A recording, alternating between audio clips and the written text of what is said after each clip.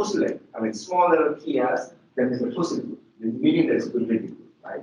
You can treat that as like a halide. And then what we have here is sodium cyanide, and then we got BMF.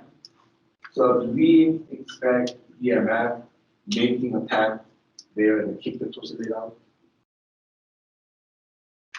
If someone do that right now in this room, you're definitely in trouble. You know that BMF is solvent, right? This is solvent. This is an aprotic polar solvent that just makes an SN2 gas moves better. So this is just solvent. Doesn't happen. It's not like the sodium cyanide all comes together and then kick it out, right? It's the cyanide part. The sodium is a positively charged, cyanide is a nucleophile. I'm just refreshing your memory again. I'm pretty sure you forgot all of these things. Cyanide is the nucleophile. That's the one that makes an attack, and then you kick this living groups out. So tosylate is just a good living group. So you get SN2 reactions. So this is SN2 reaction process. The difference is from the previous one and this one, you get tosylate as a living group, not without the halide. Anyway, this one, you got alcohol here, you got the thionyl chloride, SOCO2, thionyl chloride. So what do we expect? Thionyl chloride can convert OH to the chlorine, right? So we expect that happen, but should we expect retention of stereochemistry or should we invert? That should be the question. So thionyl chloride keeps it. Say, if you're using PCl3, that's the one that makes an SN2 reactions, and then we expect this chlorine in the opposite stereochemistry. But don't flip every stereochemistry because that side reaction didn't happen. It's nothing to do with that stereochemistry. So if you're flipping this stereochemistry, but if you're flipping that one together, that is wrong, right? Only you need to invert the reaction center, which is alcohol, not the other side. So you can clearly see the difference between those two. All right, what reaction do we expect from the first question there? We got tosyl groups right there, same as before.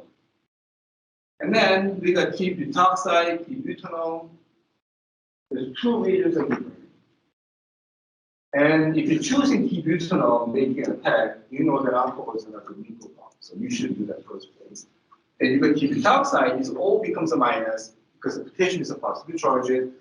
That T butoxide making a nucleophilic attack, keep the tosyl groups out, like we talked about in the previous slide. If you do this right now, I can tell you again, you're in trouble. Because this is a primary tosylate, which is you should treat as a primary anti-alcohol. And then T butoxide, you should remember that that is non-nucleophilic. Because you remember that the Berkey base that can only work as a base, not as a nucleophile. T butoxide is one of them. It's a base.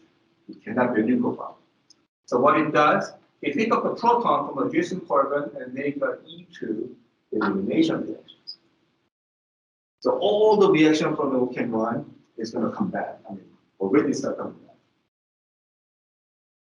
All right. So this one, this is what we talked about. TBl3, and then you got the alcohol there.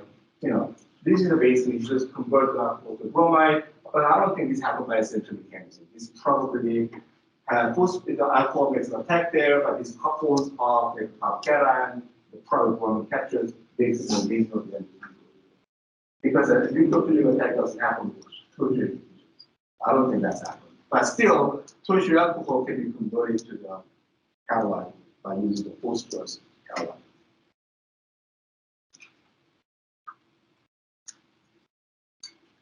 What do you think you need to do here? We want to make this from that. So you have to recognize this portion is that portion, right? So basically, we need to add this 2 carbon chain to the oxygen. So how do we add the 2 carbon chain to the oxygen? Right? One side must be nucleophile, the other side must be electrophile. So alcohol can be easily converted to nucleophile by just taking the protons away. That can be done by sodium metal. or the sodium hydride. They're very two popular choices in the lab. And you take this protonolate and you get a topside conjugate base. Now it's a good nucleophile. You need an alkyl halide, or if you really want, you can use an alkyl tosinate. But let's say alkyl halide there, then you're going to have some two reactions, and you're going to make a new. This is something called the brilliant ether synthesis. It's just nothing but SN2 reaction with an oxide. That convergence, what reagent do you use?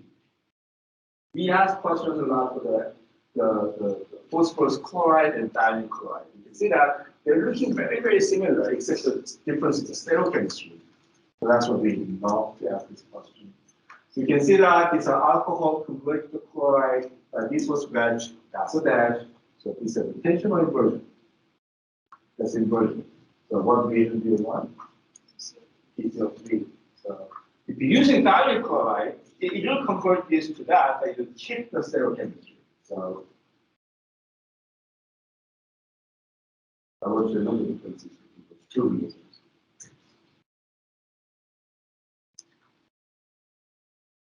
PCO3 is